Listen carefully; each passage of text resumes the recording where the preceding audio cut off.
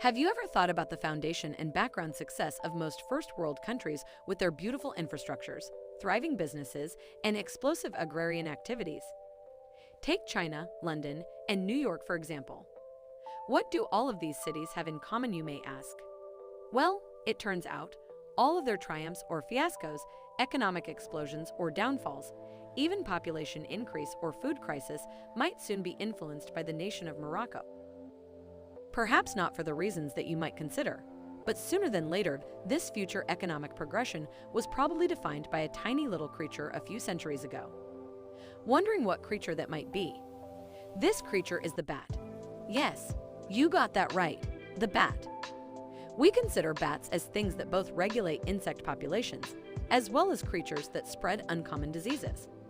However, a couple of hundred years ago, bats were discovered to do something more. Something phenomenal that would shape our world forever without most people recognizing the change. In 1802, European explorer Alexander von Humboldt was traveling through the Peruvian lands when he unearthed a miraculously strange discovery. The thing is, the Peruvian lands never looked like they were suitable for large-scale agriculture, but yet their fields were filled with fresh, healthy, and blooming crops. He tried to find out the reason for this, and that is when he made his discovery. He quickly learned that the Peruvian people had been gathering a substance called guano. Guano is the defecation of bats and some seabirds, and the Peruvians were using this to spread along with their crops for several thousand years. Alexander studied this technique in agricultural improvements and brought this knowledge of guano back to Europe, significantly increasing food production. No sooner than he had brought it to his home country, this knowledge became a vital point of attention to the Western world. This discovery of guano was luring other nations because food production grew in the United States and Europe, and all of a sudden these Western nations went from having a minor shortage of food to having an enormous surplus of food, which was more than enough to feed all of its citizens and extra people. In fact, guano's impact on boosting food production became a big deal, so much so that several wars were fought over guano, like the Chinchilla Islands War of 1864 and the War of the Pacific in 1879.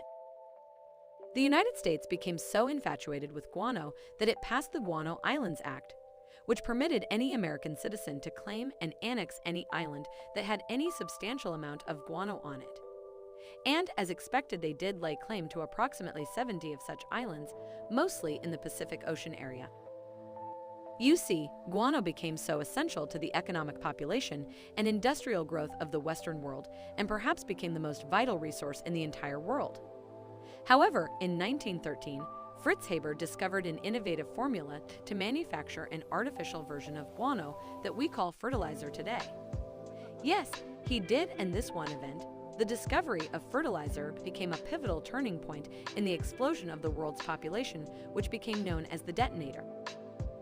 Shortly after this innovation, starvation in nations that used fertilizer became rarer, and the world's population boomed from 1.6 billion to 7.7 billion over the next 100 years.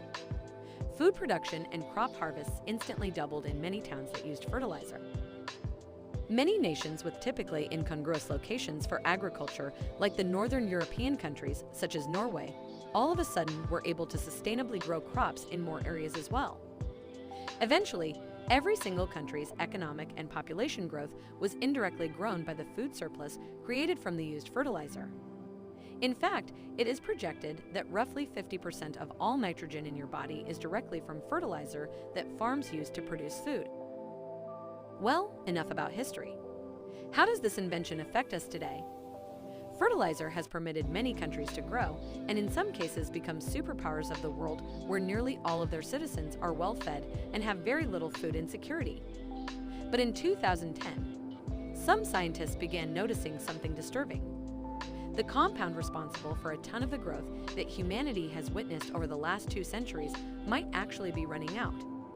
That's because our fertilizer, which has grown our entire civilization over the last 100 years, needs 3 things.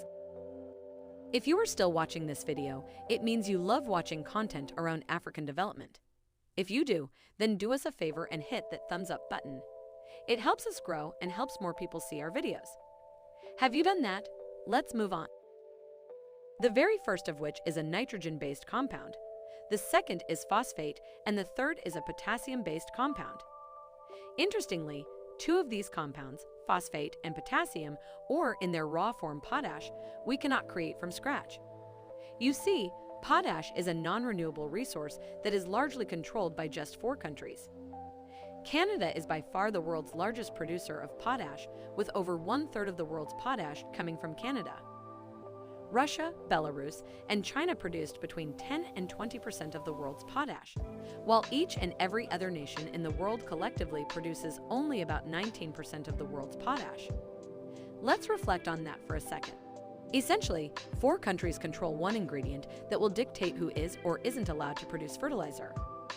As potash resources are being depleted in these countries, potash will become a more prized resource as the world's population continues to grow in relation to food requirements. Now, the world isn't likely going to go through a potash shortage in the next 100 years or so. Matter of fact, our potash reserves could last for several hundred years before any shortages. However, phosphate, one of those 3 key ingredients, is an absolutely different case. Since 2010, there has been a fiercely contested debate about when, other than if the world will run out of phosphate reserves.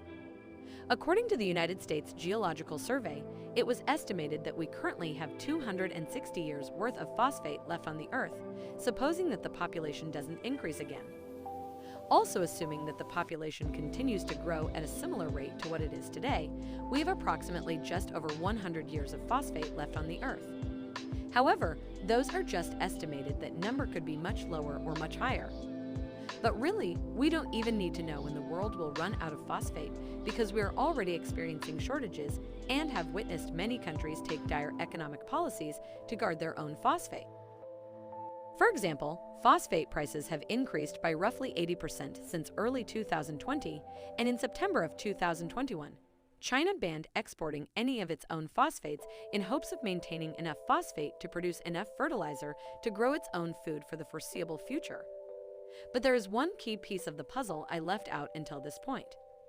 You see, China has the second largest phosphate reserves in the world, as it owns roughly 5% of the world's phosphate. Despite being the second largest phosphate reserve in the world, keep in mind that it is already concerned about its phosphate supply. Syria has the 3rd largest amount of phosphate at 3%, Algeria is next at just under 3%, and the rest of the world has only 2% or less each per country in terms of the world's phosphate reserves. But then at number 1, there is the country of Morocco. You see, Morocco owns a massive 70% of the world's phosphate, and let's ponder about that for a second. One nation owns 70% of a resource that can determine which other nations will be able to feed their populations. In fact, within the next decades, the world's food supply could become reliant upon whoever Morocco chooses to trade with or who they choose not to trade with.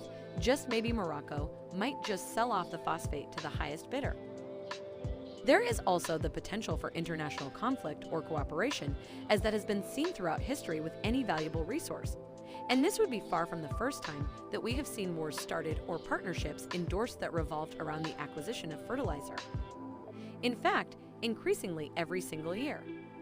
Largely populated countries like India, Mexico, and Brazil are becoming even more dependent upon Moroccan phosphate or their agricultural industries. And other nations like the United States have been placing tariffs on Moroccan phosphate. Now it is worth revealing that peak phosphorus, as some are calling this predicament, may not happen as soon as we think. As stated earlier, estimates range from seeing significant shortages relatively soon to seeing shortages that occur several hundred years from now.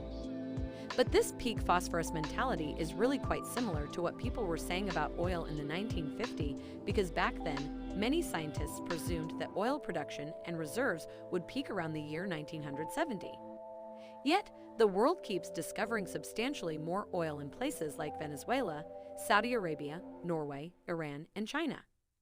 There were also technological innovations for oil like fracking, which allowed the extraction of oil deposits that were previously seen as unextractable because of how difficult it was to extract the oil. What all this means is that even though it is predicted that rock phosphates will become significantly dwindle over the next several decades, we can't really know for sure. Also, scientists have begun genetically engineering plants to absorb considerably more phosphorus in natural soil to curb and dodge the dependence on fertilizer. So far, those experiments have seen minor successes, but at the end of the day, the entire world might bore its fertilizer, something that has never been seen before in the history of the world.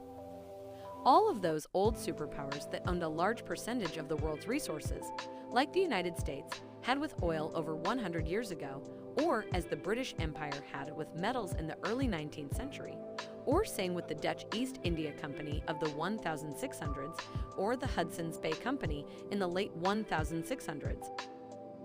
All of these monopolies could thin out in comparison to Morocco's monopoly on phosphates and the world's fertilizer. Now, if you enjoyed this video, you may as well like, comment, and hit the bell notification to get notified about our new videos. So just stay tuned and I'll be back very soon. And if you just watched this video but haven't subscribed yet, please tap that subscribe button for more interesting content. That's it for today, guys. I'll see you guys in my next video.